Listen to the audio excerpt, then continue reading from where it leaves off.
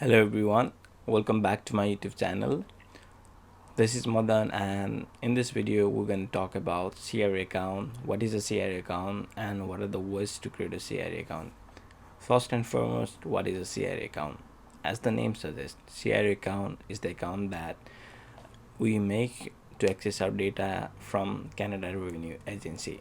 We can use this to view our tax returns, the benefit amount we got for GST adjusted payments, child support benefits, and much more. And we will use this account to file for those benefits as well. So, who is eligible to apply for a CRA account? Anybody who has filed tax returns or benefits with the CRA is eligible to apply for a CRA account. If you're a newcomer, just landed here, got your SIN number, you're not able to make a CRA account until you file your first taxes with the CRA. When you do your first taxes with the CRA, then you're able to open a CRA account. The first thing that you have to do is search for CRA My Account for individual in a browser. You can use any browser of your choice. When you do a Google search, you click on the first link and then you'll find three different options. The first one would be CRA sign-in pattern. Second one would be using a CRA user ID and password, and third one is using a provincial partner. I would recommend the first thing, that is CRA sign-in partner. In this option, you can choose your bank. If, let's say for example, you have a bank account with RBC, you can click on sign-in partner, click on RBC, then log in into your bank account using the details that you would use to log in into your banking app. That's so simple, right? Even if you forget your password, you can just reset from your bank account and use that. But some people like to use CRA sign in username and password. They want to make a separate user ID and password, and I will show you how to do this. Even if you're using any of these three methods, the process is pretty much similar, so you can watch the full video.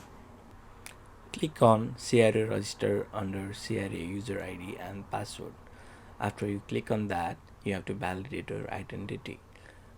Fill out your social insurance number, also known as SIN number, your date of birth, and line 15,000 from your last income tax filing. When you file your taxes, you get a T1 form. Either you file from Ethanol block or some of your local accountant. They will either send you the full file or they will send you the email and show you the different lines on your tax return. So as you can see on the screen, this is the tax return of somebody who didn't have any income. So I've encircled something like in 15,000. I have encircled a line where it says there's nothing on it. There's a blank space. That means it's usually zero. But let me show you another tax record. As you can see on this particular one, you can see the amount is $7,490.79.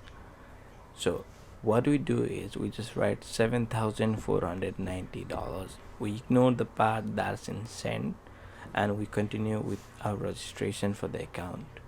When you click on next, it asks for underline, that's 10,100 in this case. The same way you found the line 15,000 on your tax returns, you will find line 10,100 and enter the data that's in dollars and ignore the cent part. And then you have to click on next. Then you have to verify your identity to get a full access to CRA account. You have got two options as of now, and when I was making the video, the interact document verification service was not working properly, so go with the second option. And here you have to keep the address that you used to file your tax. If you have moved after filing your tax, call CRA, update the address and continue with this part. But if you haven't moved from the address, or you can go and receive a letter at that address, just continue with your old address. If you are doing it using a CRA sign-in partner, you don't have to do this step, creating a user ID and password. But if you are using CRA user ID and password, you have to now create your user ID and password. There are certain criteria to be fulfilled for the password, so make sure you do that. After that, you have to create some security questions and answers. I guess it's 3 questions and 3 answers. For that, the questions cannot be same and the answers cannot be same, obviously. So make your own questions and remember the password. If you think you're gonna forget, just write them down somewhere you can find them safely. After that, click on next, and you will see some terms and conditions. Obviously, input your user ID, password, and click on next. And then you have to go through multi-factor authentication. I suggest by telephone. If you want to use authenticator app, go forward for it, but if you're using telephone, make sure you add your phone number. You can use your cell phone number or your landline number or VoIP SIM if you have, but most of the people will use their cell phone number, so go ahead with your cell number. Click on add, then you have to select the language, then click on next, and then you have to verify your number. You can either use text me, call me. I use a text me. Then you'll get a one-time password, then use the one-time password and click on next.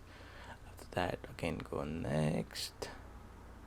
That's it, that you will get a CRA code in your home within 10 to 15 days. Also click on agree for the terms and conditions, and I think that's all, and you will be creating a CRA account and you will be logged in automatically. Then click on enter your CRA security code, and you can see if your code has been issued or not. If it has been issued, just wait for it, and when your code comes, just enter your code on enter your CRA security code.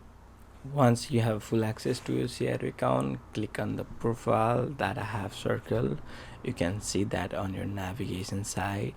When you click on your profile, you will see the following screen. You will have your contact information, your home address, and your home phone number. You can always edit them. If you move from one place to another place, make sure to update your mailing address and home address as well as your phone number for obvious reasons. Then the last thing that you have to do is update your direct deposit information.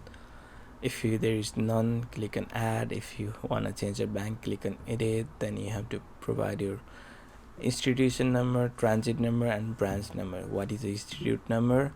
It's a 3-digit number that defines bank. For example, for the CIBC is 010. You can find that on your direct deposit information. Then there is transit number. The transit number is your location of your bank branch, and finally there is account number. When you add all those 3 details, you're done for direct deposit. And that's all in this video. Thank you for watching till the very end. Feel free to comment, like, subscribe, and I will appreciate if you subscribe my channel. And some of you who might be thinking, why is this not video in Nepali and why is it in English? I'm filing taxes for people on different geographic locations. Some of them don't know Nepali as well, so that is the reason I'm making the video in English. I hope you understand. Thank you for watching till then. Have a nice day. Thank you. Bye.